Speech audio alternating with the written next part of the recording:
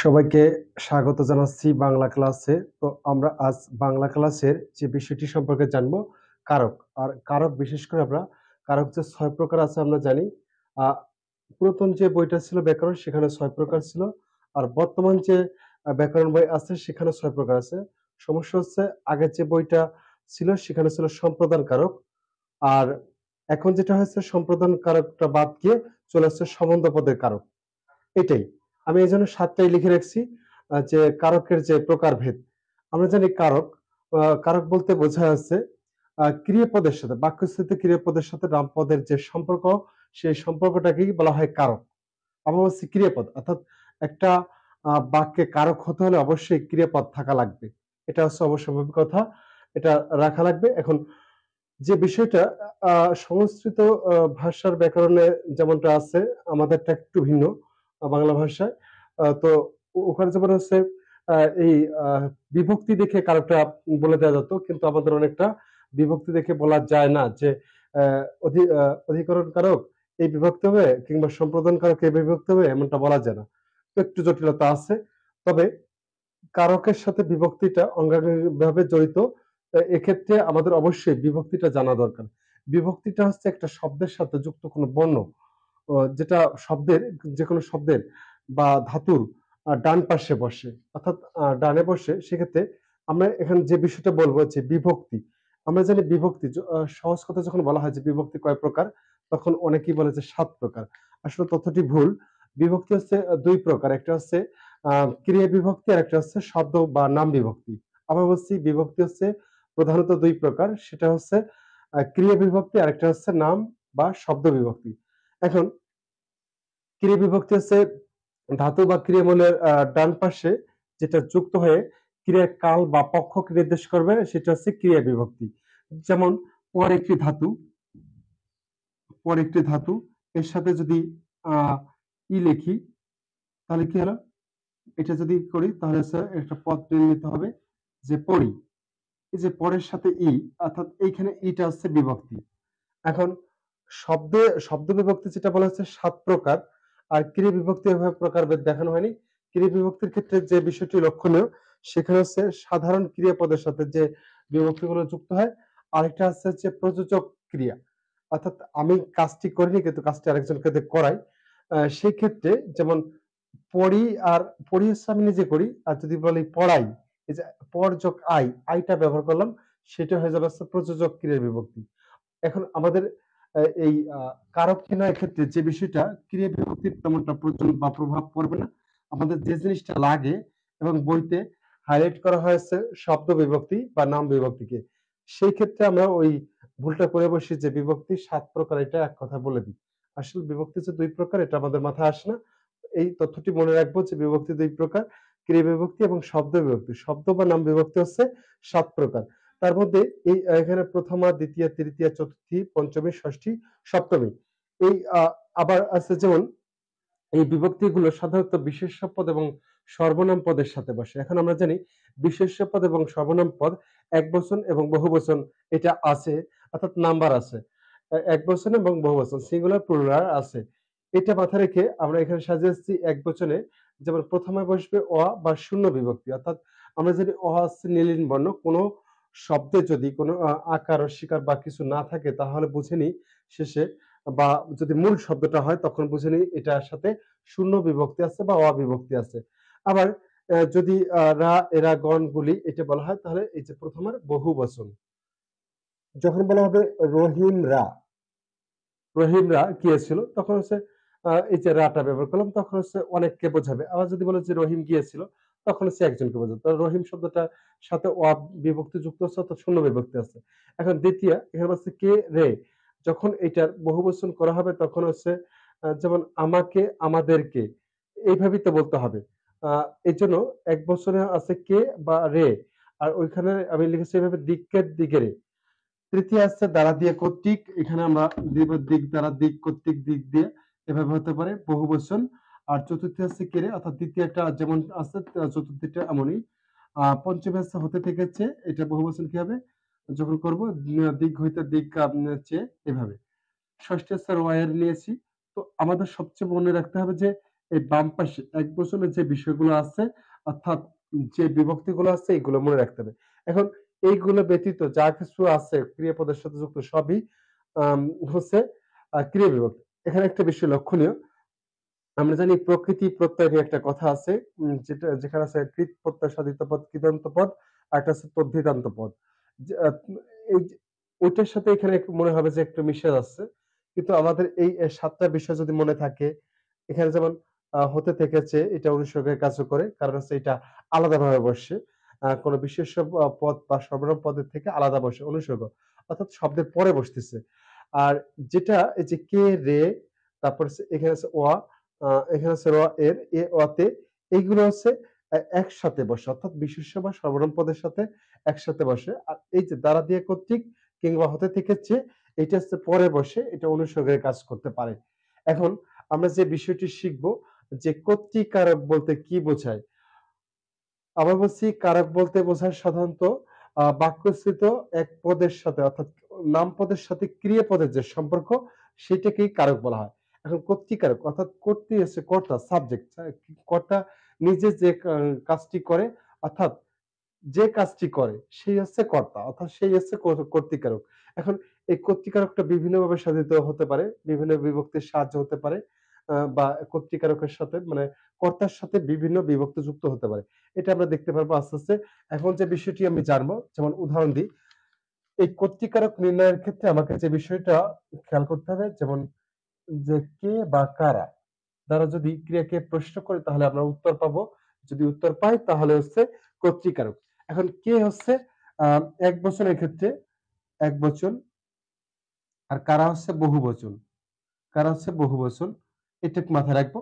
যখন অনেকেরই বোঝাবে তখন আমি কারা দিয়ে প্রশ্ন করব, আর এক একজনকে যখন বোঝাবে তখন কে দ্বারা প্রশ্ন করব। যদি উত্তর দুটোর মধ্যে পেয়ে যাই আহ, তাহলে বুঝবো যে সেটা হচ্ছে কর্তৃকারক। আর একটু উদাহরণগুলো দেওয়ার পরে আরো বোঝানো যাবে যে আসলে জটিলতা আছে কি আছে না।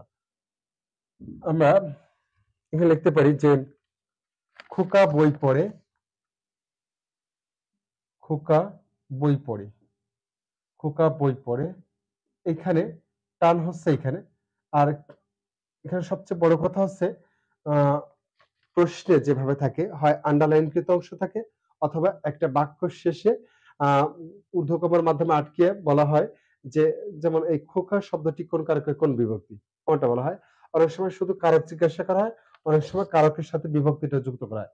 এখন খোকা, খোকা মানে বই পড়া কাজটা কে করে, আমি যদি উত্তর খুঁজি কে পড়ে তখন হচ্ছে খোকা, উত্তর পেয়ে যাবে। কে দ্বারা প্রশ্ন করলে উত্তর খোকা পাবো। এখন খোকা শব্দটাকে ভেঙে লেখা যায় না। খোকা হচ্ছে মূল শব্দ। তো যদি বলে খোকাকে, খোকাদের, এভাবে তো তার সাথে অনেক কিছু যুক্ত হবে। এই যে খোকা শব্দটা যেহেতু মূল শব্দ, মূল শব্দের সাথে আমাদের মনে করতে হবে এখানে শূন্য বিভক্তি আছে, অর্থাৎ কর্তৃকারকের শূন্য বিভক্তি এটা। এবার দ্বিতীয় আরেকটি উদাহরণ দিই যে মেয়েরা ফুল তোলে, মেয়েরা ফুল তোলে, মেয়েরা ফুল তোলে। এই বাক্যটার মাধ্যমে এই যে এখানে টান দিলাম, অর্থাৎ কে ফুল তোলে এটা না বলে এখন বলবো হচ্ছে কারা ফুল তোলে, কারণ হচ্ছে বহু বচন আছে।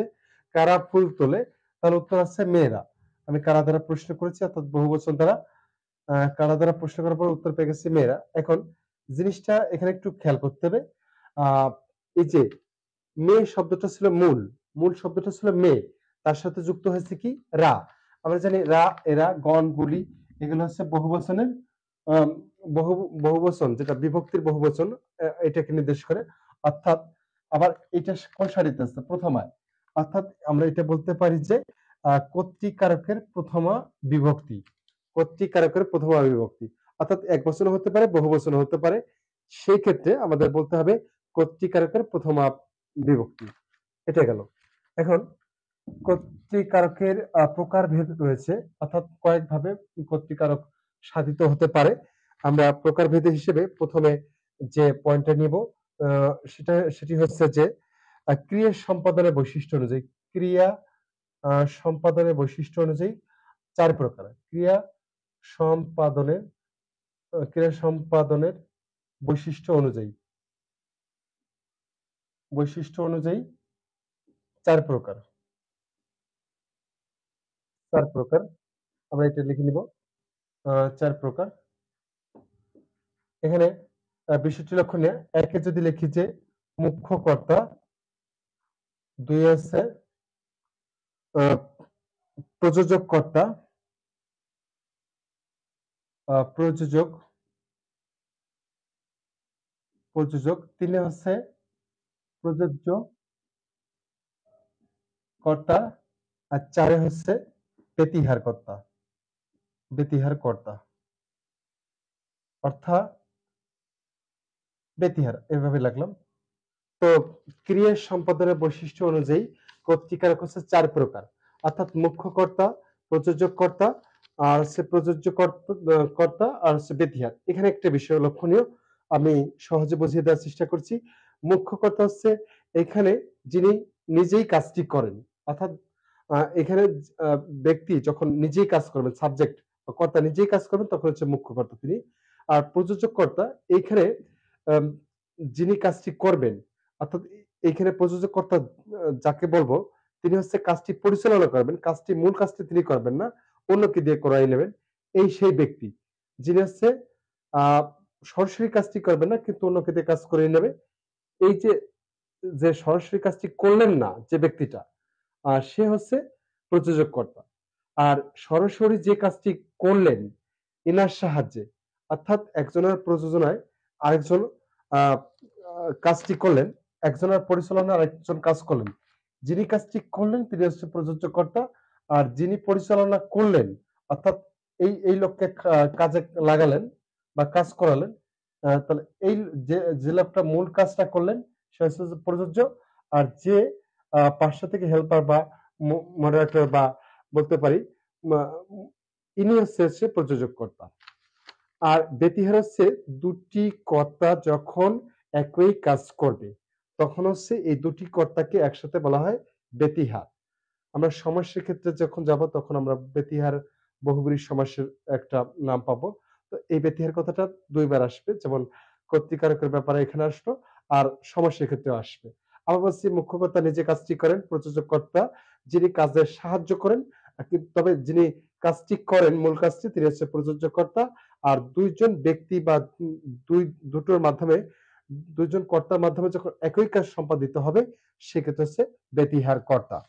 তো আমরা উদাহরণের সাহায্যে এটি আরো তুলে ধরতে পারি। যেমন প্রথম যেটা আছে মুখ্য কর্তা। মুখ্য কর্তা এটা যদি আমি নিই এভাবে, তাহলে বলছি কর্তা নিজেই কাজটি করে। যেমন লিখি যে ছেলেরা ফুটবল খেলছে, ছেলেরা ফুটবল খেলছে, ছেলেরা ফুটবল খেলছে। এখানে টান আছে ছেলেরা, কারা খেলছে আমি বলছি যখন বহু বছর হবে তখন কারা দ্বারা প্রশ্ন করতে হবে, উত্তর আছে ছেলেরা। ছেলেরা ফুটবল খেলছে, অর্থাৎ এখানে সরাসরি তারাই ফুটবল খেলছে, এখানে কারো প্রচারণা নাই বা পরিচালনা করতেছে না, অর্থাৎ এরা নিজেরাই কাছে খেলোয়াড়। সেক্ষেত্রে এখানে হচ্ছে মুখ্য কর্তা। আবার যদি বলি যে মুষলধারে বৃষ্টি পড়ছে, মুষল ধারে বৃষ্টি পড়ছে, এখন বৃষ্টি পড়ছে,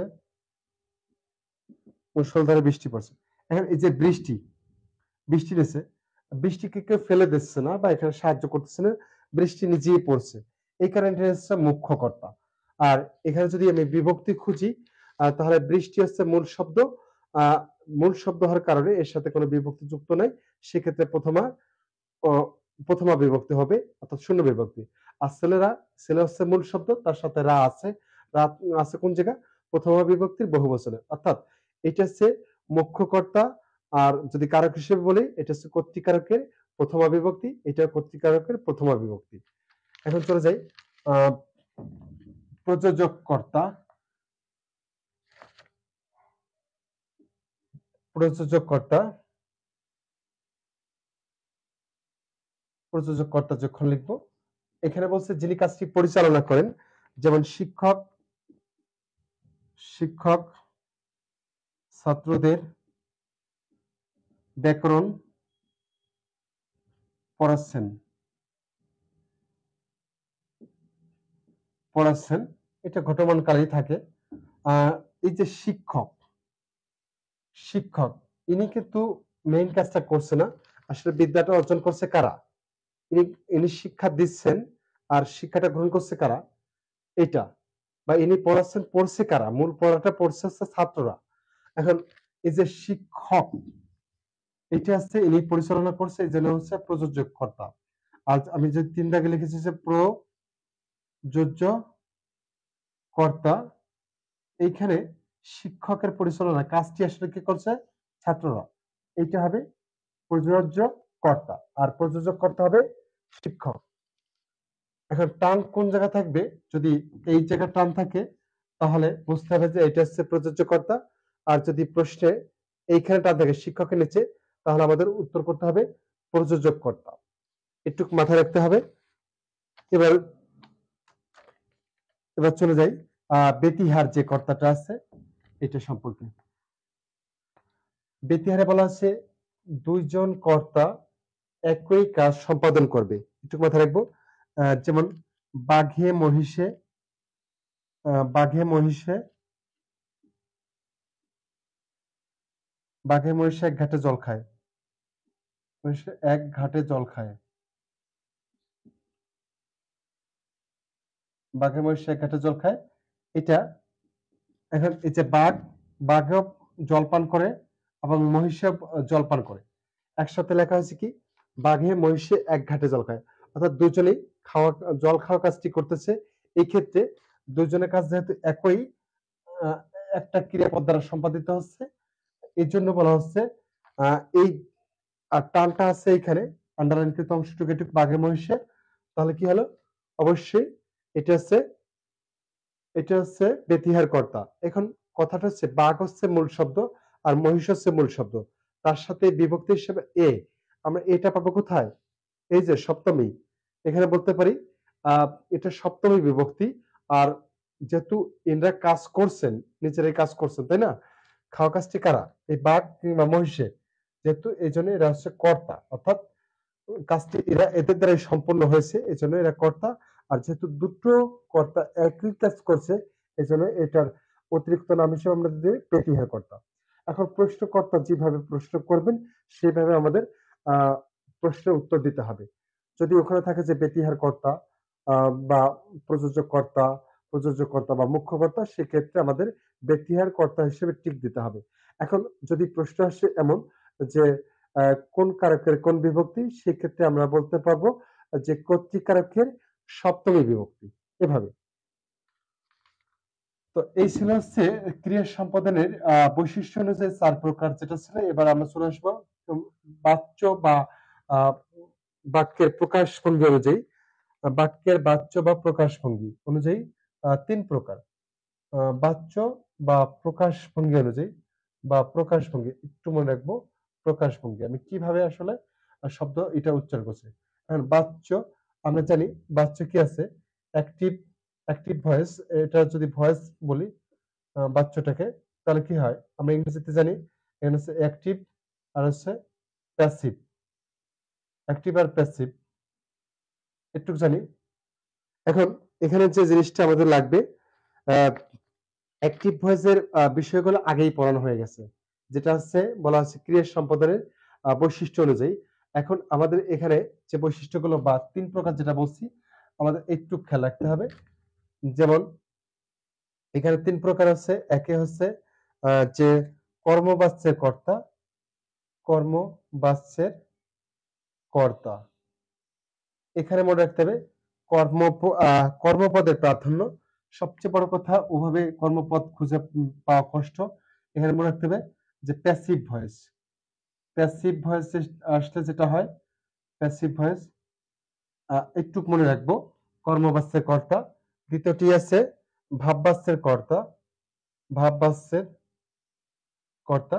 এখানে যেটা বলা আছে যে প্রচলিত বইতে যে আহ, এখানে ক্রিয়ার প্রাধান্য পাবে, ক্রিয়াপদ প্রাধান্য পাবে।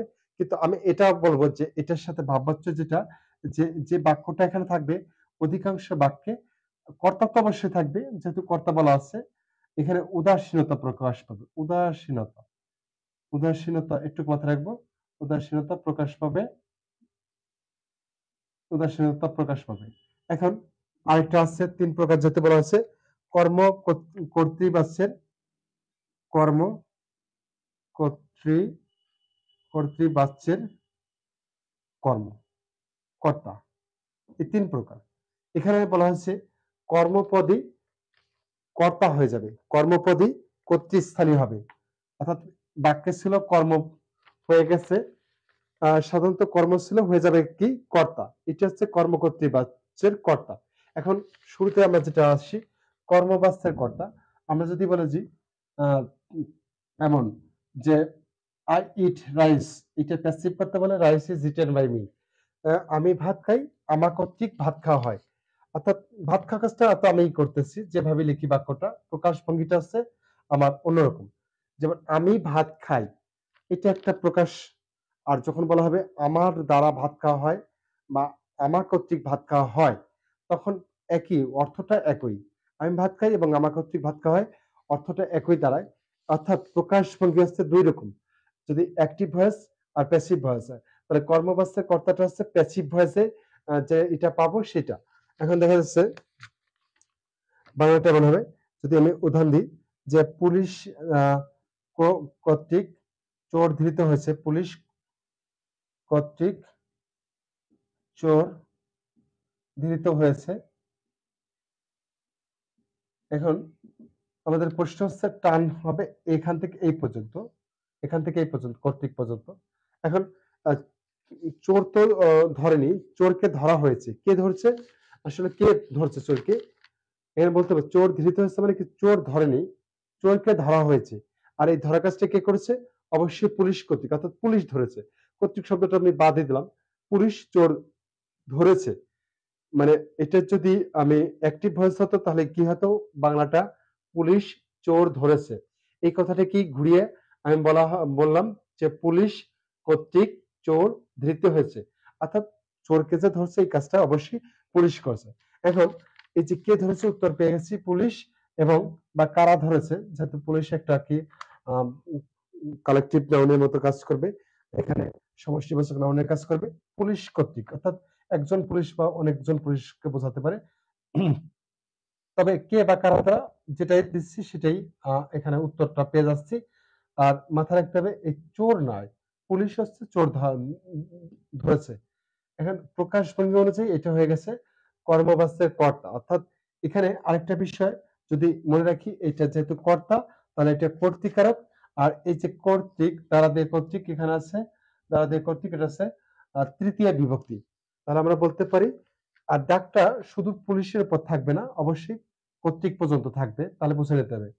যদি শুধু পুলিশের উপর থাকবে না, আবার বলছি যেহেতু এখানে বিভক্তির সাথে অনুসর্গের কথাগুলো আছে, এটা মাথায় রেখে কাজ করতে হবে, দাগটা এই পর্যন্তই থাকবে, তখন আমাকে বিভক্তি চিনে নিতে হবে, এটা তৃতীয় বিভক্তির উদাহরণ। আর কারেক্ট হচ্ছে আহ কর্তৃকারক। এবার আসি ভাববাচ্যের উদাহরণ, যেটা ভাববাচ্য আর কর্তা, ভাববাচ্যের কর্তা, ভাববাচ্যের কর্তাটা আমরা কিভাবে নির্ণয় করতে পারি, যদি আমরা এভাবে লিখি যে আমার যাওয়া হবে না, আমার যাওয়া হবে না,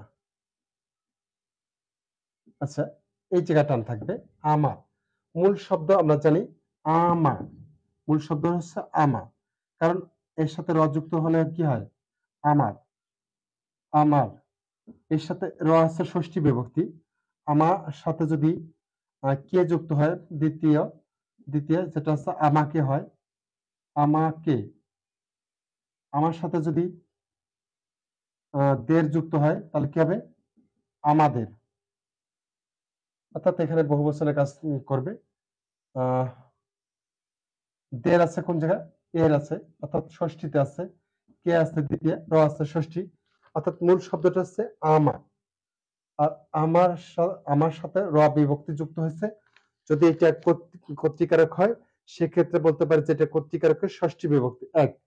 আর দ্বিতীয় প্রশ্নটা হচ্ছে যে এটা আসলে কোন বাচ্যের কর্তা, যদি ভাববাচ্য না কর্ম কর্তৃবাচ্যের কর্তা নাকি কর্মবাচ্যের কর্তা, সেক্ষেত্রে আমি এখানে বলছি যে আমার যাওয়া হবে না, কেমন একটা উদাসীন ভাব। বললাম কি তুমি যাবে? না আমার যাওয়া হবে না। এই যে আহ, বক্তা যেভাবে বাক্যটা উচ্চারণ করলো বা যেভাবে বললেন শ্রোতাকে, সেখানে বোঝা যাচ্ছে যে এখানে তার একটা উদাসীনতা প্রকাশ পেয়েছে। এরকম যদি যাওয়া হবে না, আমার খাওয়া হলো না, আমার খাওয়া হবে না, আমার ঘুম হলো না, এরকম যদি থাকে, তাহলে বোঝা যেতে হবে এই বাক্যটার যে কর্তাটা আছে এটা হচ্ছে ভাববাচ্যের কর্তা। এবার আসছি কর্ম কর্তৃবাচ্যের কর্তা। কর্ম কর্তৃবাচ্যের কর্তা। কর্ম কর্তৃবাচ্যের কর্ম কর্তৃবাচ্যের কর্তা। এটা যদি আসি তাহলে কি বলা আছে এখানে কর্মপদই প্রাধান্য পাবে। কর্মপদটা কি হয়ে যাবে? কর্তৃস্থানীয় হয়ে যাবে। অর্থাৎ ছিল কর্মপদ, কাজ করবে কিসের মতো? অবশ্যই কর্তার মতো কাজ করবে। যদি উদাহরণ দিই এভাবে, বাঁশি বাজে, বাঁশি বাজে, বাঁশি বাজে ওই মধুর লগনে, মধুর লগনে। এখন বাঁশি তো অবশ্যই একজন কেউ বাজায়। আমরা যদি এভাবে বলতাম যে আহ, সে বাঁশি বাজায়, সেক্ষেত্রে কি বাজায়? বাঁশি বাজায়। তখন হচ্ছে এখানে এখানে কর্ম হইতো। কি বা কাকে দ্বারা প্রশ্ন করলে উত্তরটা হয় হচ্ছে কর্ম। কিন্তু এখানে যিনি বাঁশি বাজান তিনি তো উল্লেখই নেই তার। কিন্তু এমন ভাবে এটা বাক্যটা সাজানো হয়েছে, বাঁশি বাজে এই পর্যন্ত যদি রাখি, তাহলে কে বাজায় বা কারা বাজায় এই জিনিসটা নাই। কিন্তু বাঁশি যে নিজে বাজতেছে, বাঁশি নিজে এখানে ছিল হচ্ছে কর্মপদ। অর্থাৎ আমি বলছি কি বাজে, কাকে বাজে, কাকে বাজে তার উত্তর নেই, কিন্তু কি বাজে উত্তর আছে, বাঁশি বাজে। সেক্ষেত্রে এটা কর্মপদ। কিন্তু এখানে বাঁশি যে নিজে বাজতেছে এই কথাটাই এখানে মুখ্যভাবে দেখানো হয়েছে। অর্থাৎ এই বাজানো কাজটা বাঁশি নিজে করতেছে বিধায়, নিজে থেকে বাজতেছে বিধায় এই বাঁশিটা কি হয়ে যাবে এখানে কর্ম কর্তৃবাচ্যের কর্তা। একটু কথা রাখবো, কর্ম কর্তৃবাচ্যের কর্তা। এখন আরেকটা উদাহরণ এখান থেকে টানতে পারি, যেমন কলমটা লেখে ভালো, কলমটা লেখে ভালো। আমি যদি বলি যে এমন বাক্যটা থাকতো যে আমি কলম দিয়ে লিখি, তাহলে কি দিয়ে লিখি উত্তর পেতাম। সেক্ষেত্রে করণ বা কর্ম জিনিসটা হচ্ছে কি দ্বারা উত্তরটা পেতাম। আমি কি দিয়ে লিখি তখন হচ্ছে কর্ম ছিল বিষয়টা। কিন্তু এইখানে কলমটা লেখে বলে, লেখা কাজটা যে কলমে করতেছে, এই যে কলমটা লেখা করতেছে এই জিনিসটাই কলম যে লেখা কাজটা করতেছে, এই লেখার যে ভাব এটা হচ্ছে এই কলম দ্বারা সম্পাদিত হচ্ছে। অর্থাৎ এই ক্ষেত্রে কলমটা হচ্ছে ছিল কর্মপদ, হয়ে গেল এখানে কর্ম কর্তৃবাচ্যের কর্তা। অর্থাৎ এটা এবং বাঁশি, কলমটা এবং বাঁশি অবশ্যই কর্ম কর্তৃবাচ্যের কর্তা হিসেবে পরিগণিত হবে। আর কলমটা এখানে লেখে ভালো, এটা মাথায় রাখতে হবে। বাঁশি বাজায় মধুর লগন। এখন আসি যে বিভক্তি আছে, দেখা যাচ্ছে আহ, আমরা অনেকটাই দেখিয়েছি যে বিভিন্ন বিভক্তি আসতে পারে যে কর্তৃবাচ্যের ক্ষেত্রে। এখন যে বিষয়টি লিখবো যে বিভিন্ন বিভক্তির যে ব্যবহারটা আছে, আমি যেমন লিখলাম যে রবিন বই পড়ে, রবিন বই পড়ে, বই পড়ে। এইখানে এই বাক্যটা টান আছে, রবিন যেহেতু নিজে কাজ করছে মুখ্য কর্তা, রবিন বই পড়ে। এখন রবিন শব্দটা হচ্ছে মূল শব্দ, রবিন একজন ব্যক্তির নাম, সেটা হচ্ছে মূল শব্দ, এর সাথে কিছু নেই। এই জন্য কি প্রথম বা প্রথম প্রথম বা শূন্য বিভক্তি, এখানে শূন্য বিভক্তি কাজ করবে। আর যদি বলে যে রবিনকে যেতে হবে, রবিনকে যেতে হবে, আচ্ছা যাওয়া কাজটি কে করবে? অবশ্যই রবিন। আর এখানে কি আছে? কে বিভক্তি। আর যাওয়া কাজটা যেহেতু কাজটি রবিন দ্বারা সম্পাদিত হবে, এজন্য এখানে রবিনটা হচ্ছে কর্তৃকারক। আর যেহেতু কে বিভক্তি আছে, সেই ক্ষেত্রে আমরা এখানে দ্বিতীয় নেব। দ্বিতীয় আর চতুর্থের মধ্যে পার্থক্য হচ্ছে যদি সত্য ত্যাগ করে দান করা হয় সম্প্রদান কারকের ক্ষেত্রে আমরা এই চতুর্থ বিভক্তিটা নেব। আর বাকি সব ক্ষেত্রে এই দ্বিতীয় বিভক্তিটি এখানে নিব। অর্থাৎ রবিনকে যেতে হবে, এইখানে দ্বিতীয় বিভক্তি মাথায় রাখবো। সম্প্রদান কারকের ক্ষেত্রে একমাত্র চতুর্থ বিভক্তিটা ব্যবহার করব। এখন যদি বলা হয় ফের দৌসি, ফেরদৌসি কর্তৃক, ফেরদৌসি কর্তৃক শাহনামা শাহনামা রচিত হয়েছে। তাহলে এই যে ফেরদৌসী কর্তৃক এ পর্যন্ত আছে। তাহলে এটা আমরা জানি তৃতীয় বিভক্তির উদাহরণ। আমার যাওয়া হয়নি, এটা যদি দিই আমার যাওয়া হয়নি, আমার যাওয়া হয়নি, এখানে যে আমার যাওয়া হয়নি, আমার খাওয়া হয়নি, আমি বলছিলাম যে বা বাচ্চার উদাহরণ। এই যে আমার হচ্ছে মূল শব্দ, তার সাথে র আছে, এটা ষষ্ঠী বিভক্তির কাজ করলো। যদি বলা হয় যে ঘোড়ায় গাড়ি টানে, ঘোড়ায় গাড়ি টানে, গাড়ি টানার কাজটা কে করছে? ঘোড়ায়, ঘোড়ায় ঘোড়ায় গাড়ি টানে। এখন প্রশ্ন হচ্ছে কে টানে? ঘোড়ায়। এই ঘোড়া হচ্ছে মূল শব্দ, তার সাথে অ বিভক্তি আছে, অটা কোন জায়গায়? সপ্তমীতে চলে গেল। অর্থাৎ এখানে মূল কাজটা কে করছে? ঘোড়া। এই জন্য ঘোড়া হচ্ছে কর্তা, এবং যেহেতু তার সাথে অ বিভক্তিটা আছে, অন্তস্থ অ যেটা বলা হয়, এটা থাকার কারণে এটাকে বলবো হচ্ছে কর্তৃকারকের সপ্তমী বিভক্তি। অর্থাৎ কর্তৃকারক বিভিন্ন বিভক্তির সমন্বয়ে আহ, গঠিত হতে পারে। এক্ষেত্রে বলা যাবে না যে কর্তৃকারক মানে শুধু প্রথমা বিভক্তি বা তৃতীয় বিভক্তি, এটা বলার অবকাশ রাখে না। অবশ্যই প্রত্যেকটা বিভক্তির সংযুক্তই আছে। এবার আমরা দুইটা উদাহরণ দিতে পারি, যেটা হচ্ছে অনেক সময় বুঝে ওঠা কষ্ট আসলে কেমন। একটা যেমন সপ্তমী বিভক্তি আছে, আরেকটা উদাহরণ দিই, যেমন পাগলে কি না খায়, পাগলে কি না বলে, পাগলে কি না বলে, কি না বলে, আহ আমি কিটা দীর্ঘকে দিই, কি না বলে। তারপর একটা যেমন ছাগলে কি না খায়, ছাগলে কি না খায়, একটা বাক্য আছে। এই যে পাগল, বলা কাজটি কি করে? পাগল, তার সাথে পাগল হচ্ছে মূল শব্দ, তার সাথে এ আছে যুক্ত, এই জন্য পাগলে কিনা, অর্থাৎ সপ্তমী বিভক্তি। ছাগল হচ্ছে মূল শব্দ, তার সাথে এ আছে, খাওয়া কাজটি ছাগল দ্বারা সম্পাদিত হয়, এই জন্য এটা হচ্ছে কর্তৃকারক। এই পাগলটা হচ্ছে কর্তৃকারক, কিন্তু এর সাথে কি আছে? সপ্তমী বিভক্তি। আমি যদি এমন লিখি পাখি সব করে রব, এই বাক্যটা লিখি পাখি সব করে রব, রাতি পোহাইল, রাতি পোহাইল,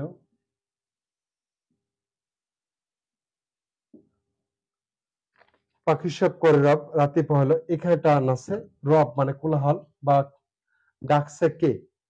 আসলে টানটা হচ্ছে এখানে পাখি সব। আমি বলছিলাম এই যে এরা গণগুলি সমূহ দ্বারা বহুবচন বোঝাবে, অর্থাৎ এই পাখি শব্দের সাথে সব যুক্ত আছে।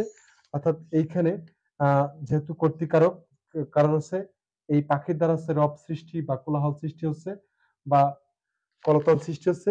এইখানে যে বিষয়টা আমাকে মনে রাখতে হবে, পাখিটা হচ্ছে কর্তৃকারক, আর সব আছে যুক্ত আছে কোন জায়গায় আমি বলেছিলাম, এই যে বহুবচন আছে, অর্থাৎ পাখির বহুবচন এখানে আছে, পাখি সব বা পাখি, আহ, এটাই, এটা বহুবচনের নির্দেশনা।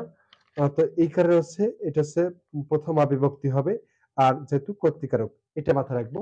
তো এই ছিল আজকের আলোচ্য বিষয়। কর্তৃকারক সম্বন্ধে আমরা জেনে নিলাম। আমরা আহ, ক্রিয়ার সংগঠিত হওয়ার বা ক্রিয়ার সংগঠনের বৈশিষ্ট্য অনুযায়ী 4 প্রকার বলেছি, এবং যেটা মানে ক্রিয়া সম্পাদন, আরেকটা বলেছে হচ্ছে বাচ্য বা প্রকাশ ভঙ্গির উপর নির্ভর করে 3 প্রকার। অর্থাৎ এইভাবে আস্তে আস্তে যদি আমরা মনে রাখি এবং বিভক্তির সহযোগে আহ কোনো বিভক্তিকে প্রাধান্য না দিয়ে সবগুলো সমন্বয় একটু মাথায় রেখে যদি মনে রাখার চেষ্টা করি, অবশ্যই কারক সম্পর্কে যে ভীতি আছে অবশ্যই দূর হবে। সবার সুস্বাস্থ্য কামনা করছি।